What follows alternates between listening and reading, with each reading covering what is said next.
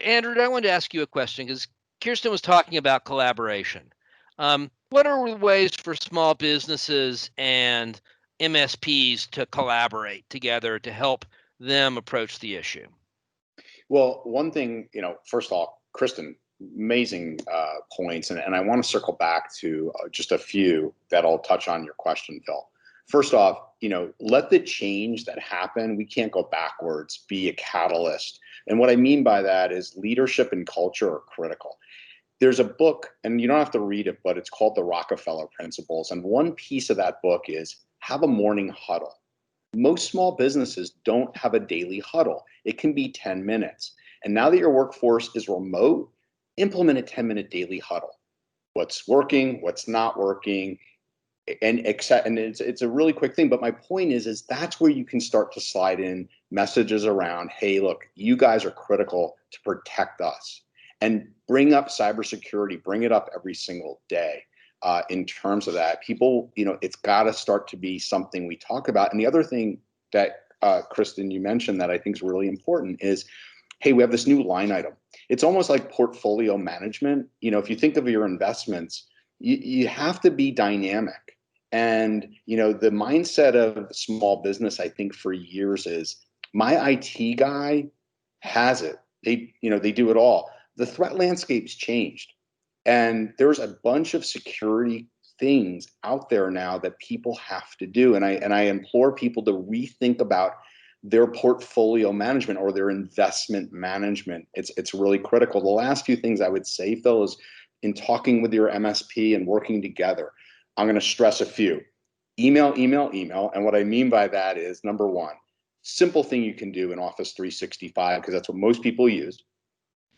Just there's a setting which can say anything that comes from an external party, you basically see this bold highlight across your email when it comes in. So turn that on. That's a big flag for your people to go, oh, this isn't internal anymore. Other things, put in extra layer defense. There's solutions out there like it's called Cyberfish, very inexpensive, which does visual detection of phishing and blocks that email before it can even move into the person's folder. The other thing, a policy, and let me explain what I mean by that around email. Business email compromise was mentioned earlier, and I won't go into the nitty-gritty of it, but if anybody asks in your organization, a supplier, you name the person that says, hey, can we move we used to use this bank account. Can you move it to this bank account? Or can you provide this W-4 information and now make it this W-4 information in this bank account? Stop. Pick up the phone. There's no technology involved here. It's back to, Watson and Bell. Pick up the phone. That one piece will save people 6 and 7 figures, literally.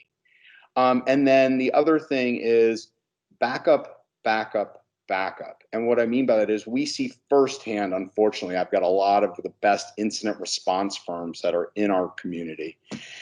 And, again, if you're not a do-it-yourself person, and most people aren't on what's called a business continuity plan, make sure that your backups are segmented. That may mean and VLAN, and I'm using words that may mean nothing to you. My point is, go get some expertise in this area.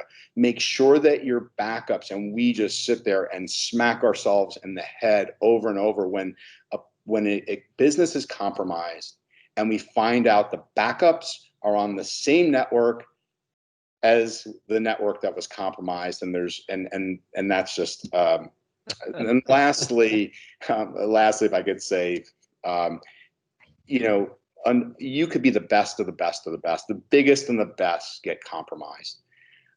And there's a saying that, prevention may fail, so have detection. So there's low price tools out there like a Perch Security, which is doing eyes on glass. It's like your home security, right? They're looking to see, hey, you might have a lock on the front door, but someone could throw something through the glass window and come in. And that's really the analogy of having a security operation, a low-cost security operations center watching. So I know I threw a lot out there, but those are the things I would talk to my MSP about. Those are the things I would really be vigilant about right now.